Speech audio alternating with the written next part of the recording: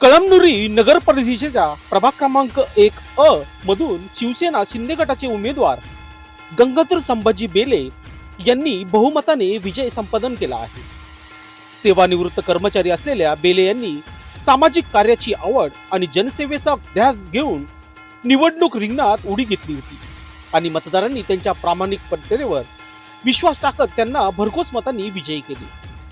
शिवसेना शिंदे गटाचे आमदार संतोष पांगर यांनी गंगाधर बेले यांच्यावर विश्वास दाखवत उमेदवारी दिली. सोज्वळ, प्रामाणिक आणि स्वच्छ प्रतिमेच्या उमेदवाराची निवड केल्यामुळेच हा विजय शक्य झाल्याची चर्चा राजकीय वर्तुळात आहे. विजयानंतर माध्यमांशी बोलताना नवनिर्वाचित नगरसेवक गंगाधर बेले म्हणाले, मी सदैव जनतेसाठी कटिबद्ध राहील. प्रभागातील नागरिकांच्या मूलभूत सोयी सुविधा, पाणी, स्वच्छता, रस्ते व विकासासाठी अविरत प्रयत्न करणार आहे.